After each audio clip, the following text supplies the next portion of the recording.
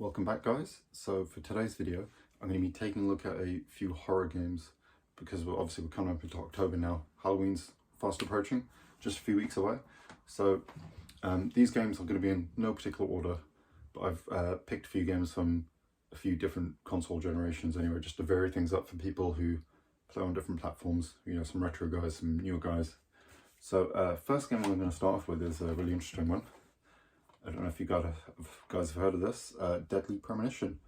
So this game is a really cool, cheesy horror game, very much inspired by Twin Peaks, if you've ever played that game. I'll show you the back of the cover here, as you can see. So basically we're playing as this guy here, who has to investigate murder in a town, pretty much, you know, just like Twin Peaks really. We're coming in. Things seem a bit creepy. You have some eccentrics in the town, and you have to discover the true happenings, basically, you know. But what's really interesting about this game is you have like the standard missions, which you know, are pretty much just your horror sort of stuff. But then we also have like this actual full-on town that we can explore. You can drive around, go to different places, and the real fun in the game is actually interacting with the people in the town and not really doing the main missions, because there's so many like really funny moments. It's super cheesy, just a really fun, if you like kind of more B-movie horror sort of stuff, you're really going to enjoy this game. As you can see, it has PlayStation Move support. If you want to play it with worse controls than standard, then you can. This game is also a little bit kind of buggy and, you know, doesn't really run that well, but that's kind of part of the charm as well. It sounds strange, but it really is. Also available on Xbox 360. It did originally come to 360. This is actually the director's cut, so like an enhanced version. Go for either one if you want. It shouldn't be too expensive, maybe about 30-ish. Maybe that sounds a bit too much, but yeah, either one, yeah, you're fine. Also, completely forgot there is even a Nintendo Switch version. I think that's only digital though, so that's a good one to check out if you're interested. We're going to talk about another game now.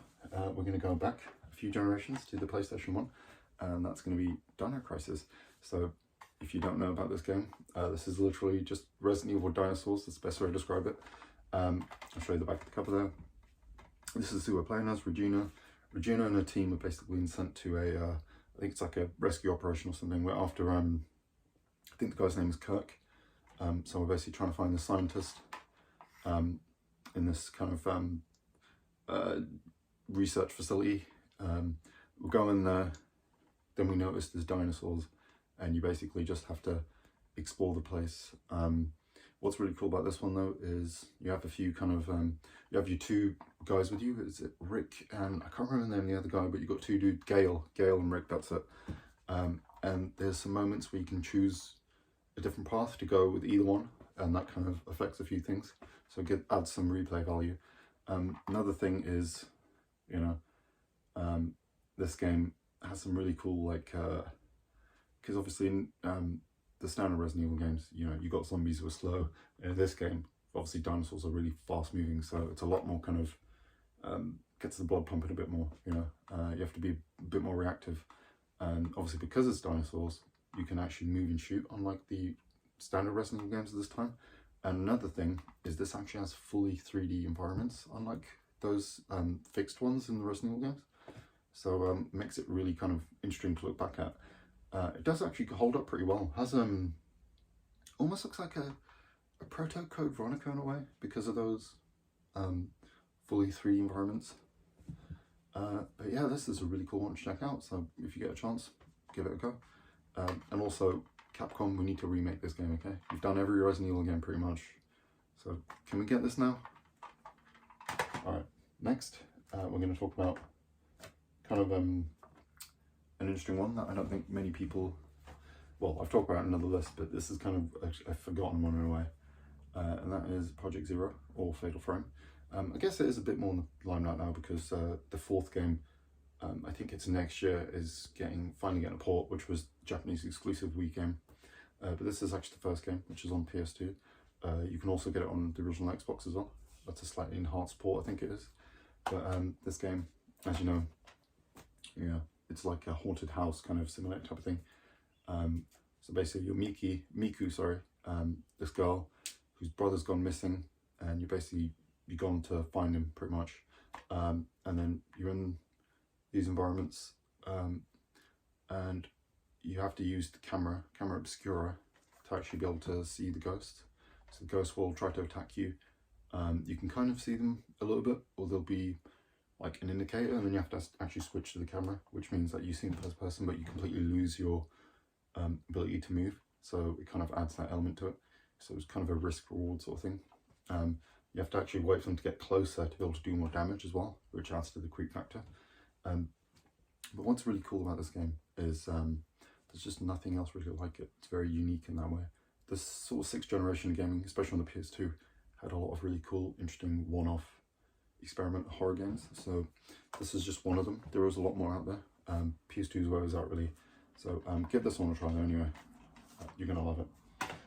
Next we got another PS2 horror game, one that I think is super underrated, and that's Silent Hill 3. See, everyone talks about 1 and 2, which are both amazing freaking games, 2 especially, but this game, I think a lot of people sleep on it, because for some reason, maybe I'm wrong, but I've heard some people say it's not as good, but I think it's really good. In this one, you're actually playing as Heather, who's obviously the girl who goes missing in the first game. And what happens is she's just going to the mall, and then like crazy things happen, because obviously she still has the spirit of a lesser inside of her, you know, because she was the well, you know the plot stuff, she was kind of like the evil twin of the girl or something like that.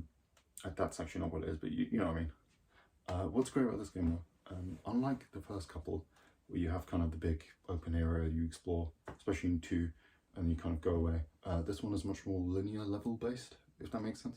So you start off in the theme park, kind of a short section anyway, early on, and then we have the mall itself. Then you move on to like the subway, and then the sewers, and blah blah blah, and it just has a good flow to it. So you just, you know, you have one area you have to explore, more digestible in a way. You have the puzzles you need to do, and then you move on to the next area. Also, what's really cool about this, the Silent Hill series and all anyway, I think 2 and 3 did this. I'm not sure about the first game though. First game possibly, but you have 2 separate difficulties, one for combat, and then one for the riddles. So, you know, if you prefer combat, chuck that up to high. If you don't really want riddles, if you want them to be easy, chuck it on low. One great example of that is if you have it on the easiest or the hardest, this is one puzzle in the first area where you have to basically, you have these books, and on easiest, just get the books, put them in order to 1 to 4, and you get the little code you need to open the door. But then if you're on the hardest, you actually have to know like a bit of outside knowledge about Shakespeare, for example. And I think it's something to do with like the order in which these verses go in the particular play, which is insane when you think about it, but it's a really interesting idea anyway. I can see where that could probably frustrate some people, but it's really cool. If it does, just chuck it on easy. I mean, I personally prefer the riddles a bit harder and the difficult a bit lower myself, but you know, you can find it out yourself. Really cool game.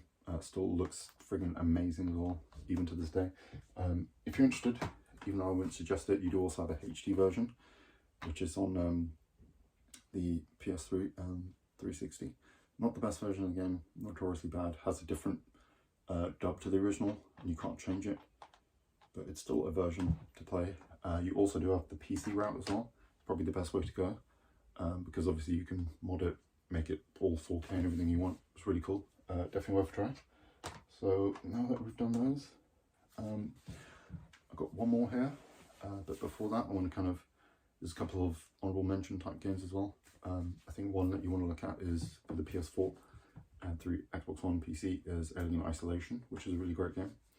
I only have a digital copy of it at the moment, so I can't show you the cover, but in that game you're playing as Amanda Ripley, Ripley's daughter from the first Alien movie, and obviously the first few Alien movies, but it's set 15 years after the first game, because as you know, when Ripley's in stasis, there's a 50-year gap between the first 2 movies, and her daughter's dead, but we get to play us in this game.